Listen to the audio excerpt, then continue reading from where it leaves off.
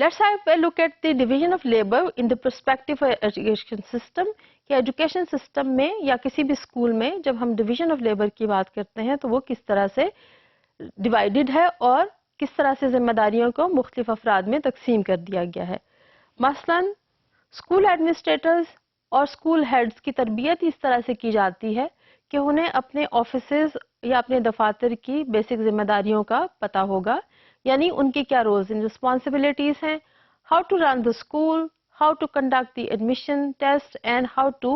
admit students, اور کب انہوں نے نیا سیشن شروع کرنا ہے اور کتنا تعلیمی سال ہوگا اور اس کو کس طرح سے ڈیوائڈ کرنا ہے. گو کہ بہت ساری چیزیں ان کو گورنمنٹ کی طرف سے بھی بتائی جاتی ہیں, لیکن ہر اسکول کو اپنے طریقے سے ان تمام چیزوں کا ایک کیلنڈر بھی بنانا ہوتا ہے. لہٰذا ایڈمنسٹریٹرز دے نو کہ ان کی کیا رولز اینڈ رسپانسبلٹیز ہیں ایک اسکول کے ریفرنس سے. اگر ہم ٹیچنگ اور لرننگ کی بات کرتے ہیں تو ہمیں یہ معلوم پڑے گا کہ ان کو شاید ہی پتا ہو کہ ٹیچنگ آف سائنس یا ٹیچنگ آف میتھمیٹکس کیسے کی جاتی ہے اور ٹیچرز کو کس طرح سے سپروائز کیا جاتا ہے. گو کہ یہ کہنا درست نہ ہوگا تمام اساتذہ کے بارے میں جو ہیڈ ٹیچر کا رول ادا کرتے ہیں, لیکن عموماً ان کی تربیت ہی اس طرح سے کی جاتی ہے کہ انہیں بیسک رسپانسبلٹیز ایڈمنسٹریشن کی اور اس کو رن کرنے کے طریقے سکھائے جاتے ہیں. اس کے برعکس اگر ہم ٹیچرز کو دیکھیں تو ہمارے اسکولوں میں اب اسپیشلائز ٹیچرز ہیں جو موسٹلی ہائی اسکولس میں کام کرتے ہیں, گو کہ پرائمری لیول پر ہمیں سبجیکٹ اسپیشلسٹ کی ضرورت نہیں پڑتی, لیکن ہمارے پاس یہ تمام سبجیکٹ اسپیشلسٹ موجود ہیں جس میں سائنس کے پڑھانے والے ٹیچرز, میتھمیٹکس کے, آرٹ کے ایکسپرٹس یا فزیکل ایجوکیشن کی ٹیچرز اپوائنٹڈ ہوں گی. لیکن ان تمام ٹیچرز کو شاید یہ معلوم نہ ہو کہ اسکول کو کس طرح سے رن کرنا ہے اور وہ اسکول ایڈمنسٹریشن کے بارے میں زیادہ نہیں جانتی ہوں گی. ان کا کام یہ بھی نہیں ہوگا کہ انہوں نے کلاس کے علاوہ اسکول میں نظم و ضبط کو قائم رکھنا ہے. یہ تمام کام ہیڈ ٹیچرز کو دے دیے جاتے ہیں اور ٹیچرز کا کام صرف اپنا اسپیشلائز سبجیکٹ ہی پڑھانا ہوتا ہے. اگر اسکول کو انڈسٹری کے پرسپیکٹو میں دیکھیں تو ہمارا اسکول ایک انڈسٹری کی شکل ہے جہاں پر teachers are like workers of the industry whose task is to teach students while they are in the classroom, and they have to complete the course of the subject area they are expert in. Administrator کا کیا کام ہے, وہ ایک corresponding manager of the industry ہے جس نے یہ ensure کرنا ہے کہ تمام ورکرز وقت پر اور اپنا اپنا کام ادا کر رہے ہیں اور ذمہ داری سے کر رہے ہیں. ٹیچرز کی اسیسمنٹ وقت پر ہوتی ہے, پیرنٹس کے ساتھ ایک انٹریکشن ہے, بچوں کے رپورٹ کارڈز تیار ہو رہے ہیں. یہ تمام چیزیں ہیں جو ایڈمنسٹریٹر دیکھ رہا ہوگا. اب اگر ہم دیکھیں تو کیا ہمارا ایجوکیشن سسٹم ڈیوائیڈڈ ہے؟ جی ہاں, بالکل ڈیوائیڈڈ ہے, کیونکہ یہاں پر رولز اینڈ رسپانسبلٹیز کو ڈیوائیڈ کر دیا گیا ہے. اور اگر ہم کریکولم پہ نظر دوڑائیں تو کریکولم بھی بہت زیادہ اسپیشلائز ایریا میں ڈیوائڈ کر دیا گیا ہے جہاں پر ہم مختلف سبجیکٹ ایریاز یا کانٹینٹ میٹر کو پڑھاتے ہیں اور انہیں ہمیں مختلف نام دے دیے گئے ہیں. So this body of information is taught in the form of mathematics, science, art, computer education اور فزیکل ایجوکیشن. اور اسٹوڈنٹس اسی تمام مراحل سے گزرتا ہوا تمام ایکسپرٹیز کو گین کرتا ہے اور تمام سبجیکٹ نالج کو سیکھتا ہے جو ایک خاص درجہ پر اس کو سکھائی جانے کی تمنا ہوتی ہے, اور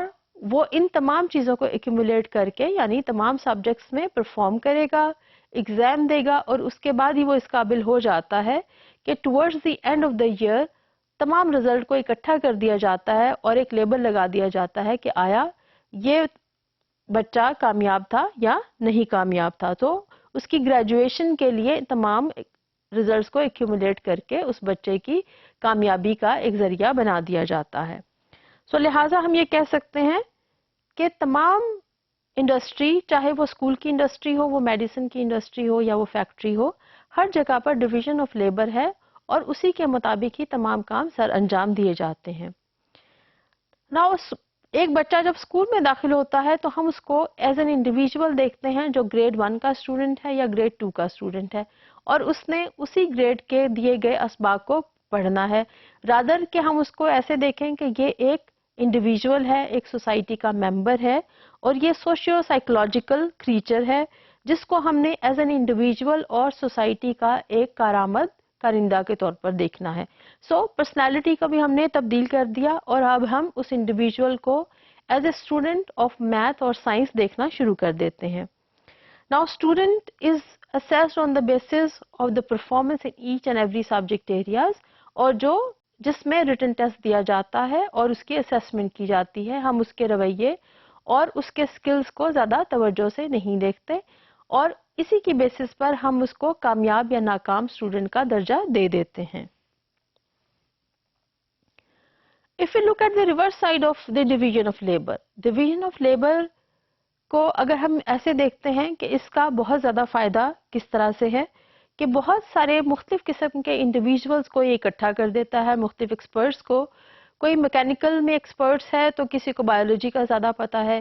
کوئی کنسٹرکشن میں بہت اچھا ہے تو کوئی آرکیٹیکٹ بہت اچھا ہے. تو یہ تمام لوگ اکٹھے ہو کر مل جل کر ایک جگہ پر رہتے ہیں اور کوآرڈینیشن کے ذریعے ہی یہ لائف کو آسان بنا دیتے ہیں. اگر ہم کسی ریسرچ پروجیکٹ کی بات کریں یا ہم اسکول کی ہی بات لے لیں تو اسکول میں تمام لوگ جو مختلف کام سر انجام دیتے ہیں مل جل کے ایک اسکول کا انسٹیٹیوشن بناتے ہیں اور اس کو کامیابی سے رن کرتے ہیں. سو ہر جگہ پر ایک پیٹرن میں مختلف ایکسپرٹس, چاہے وہ ٹیچنگ ہو, میڈیسن ہو, بایولوجی ہو یا وہ فزکس ہو یا آپ کہتے ہیں کہ وہ توانائی پیدا کرنے کا ایک پروجیکٹ ہے, تو تمام لوگ ایک فیبرک کی طرح مل جل کر کام کرتے ہیں اور انلیس وہ اپنا اپنا کام سر انجام دے کامیابی ممکن نہیں ہوتی. اس کے لیے اگر ہم ایک ایگزامپل دیں کہ آپ کو کوئی چیز بنانا ہے اور جس میں ہر شخص کے ذمے کرنے کا ایک بہت ہی مائنیوٹ سا کام ہے, تو اگر وہ شخص اپنا مائنیوٹ سا کام نہیں کرے گا تو آپ کی پروڈکٹ پوری نہیں ہوگی. لہٰذا division of labour is appreciated and it enables people to get together to collaborate and cooperate with each other and run the system successfully, and that is the success of science and technology in different professions and different areas of life.